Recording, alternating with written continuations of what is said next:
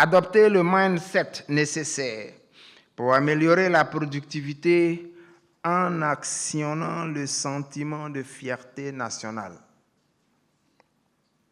Renforcer le leadership féminin pour impliquer davantage les femmes dans le développement économique et dans les sphères de décision.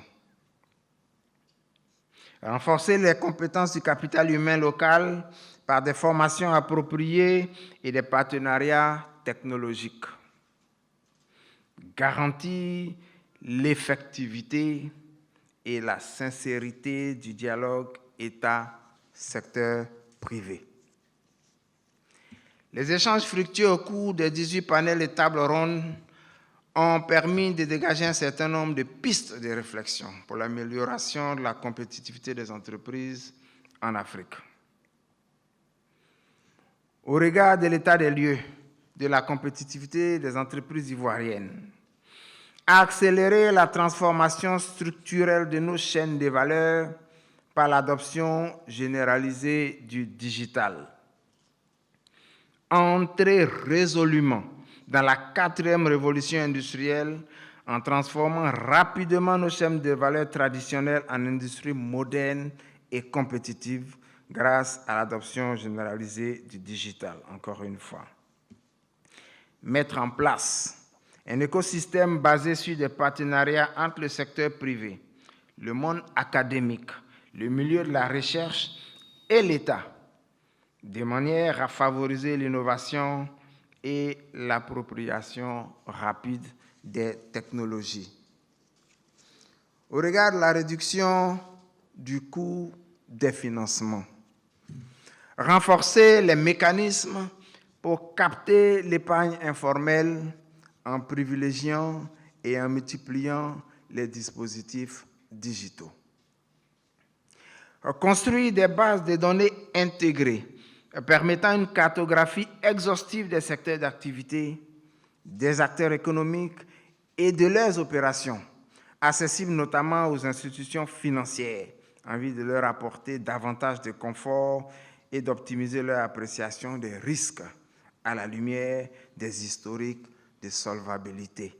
Au regard de l'intégration régionale et de son impact sur la compétitivité des entreprises, renforcer l'intégration régionale et mettre en place une politique fiscale harmonisée en Afrique, marquée par des impôts communs et la défiscalisation de certains secteurs afin d'encourager les investissements en impliquant le secteur privé dans le processus de prise de décision. Faire un plaidoyer au niveau de la CEDEAO pour la mutualisation de certains secteurs clés en favorisant la création de champions régionaux afin d'offrir une masse critique de consommateurs aux entreprises de la sous-région. Au regard du leadership et de la gouvernance des entreprises en Afrique, faire comprendre aux entreprises l'importance de mettre l'humain au cœur de l'organisation, encourager les systèmes de collaboration horizontale pour une meilleure performance.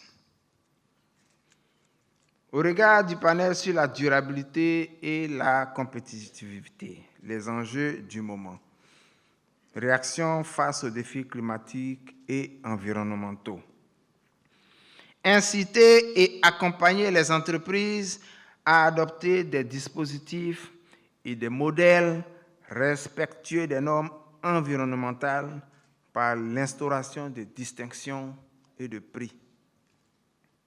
Soutenir la résilience des entreprises en encourageant des modèles d'organisation agiles, adaptables face aux crises climatiques, mais également en facilitant leur accompagnement par des bureaux d'études environnementales dont les capacités seront renforcées.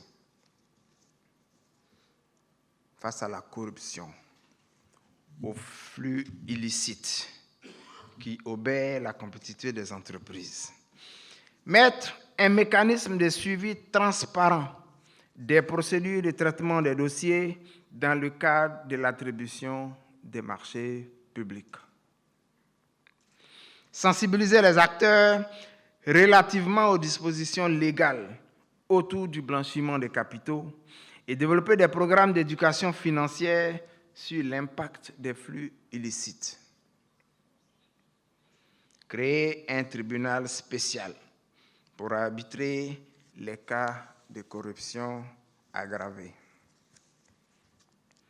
Au regard de l'intelligence économique comme levier stratégique pour renforcer la compétitivité de nos entreprises, renforcer les capacités de l'Institut national des statistiques afin que les entreprises puissent disposer d'une source fiable d'informations économiques. Accompagner les entreprises pour la mise en place des systèmes de veille et d'intelligence économique afin de réduire les risques et renforcer la résilience face aux chocs externes. Réfléchir aux moyens d'adapter l'intelligence économique à la réalité locale et à la réalité de nos différents marchés.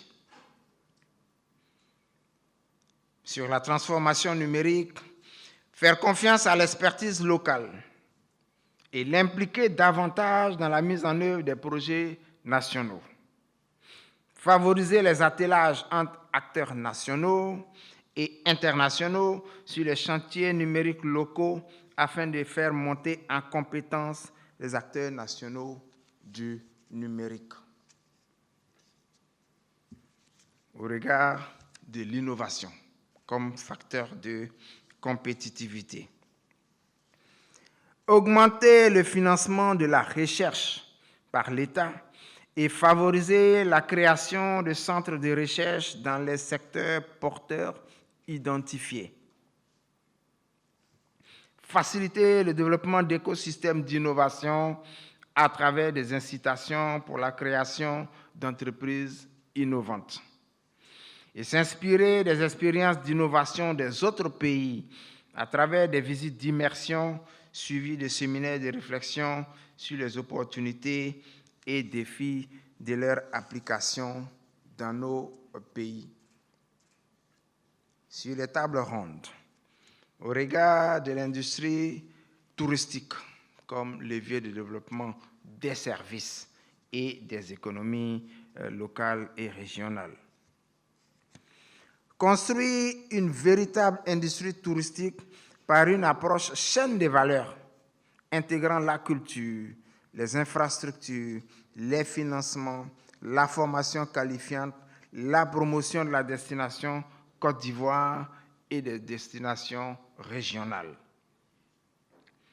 Mettre en place un visa unique sur le modèle Schengen qui permettrait de circuler librement dans les 54 pays africains. Au regard du levier développement industriel, mettre en place une plateforme d'intelligence industrielle et d'innovation afin que les entreprises africaines bénéficient des expériences et du savoir-faire d'acteurs plus compétitifs pour optimiser les process tout le long de la chaîne de valeur et améliorer la qualité des produits locaux. Développer les formations techniques et renforcer les capacités du capital humain dans les métiers répondant aux besoins précis des entreprises industrielles.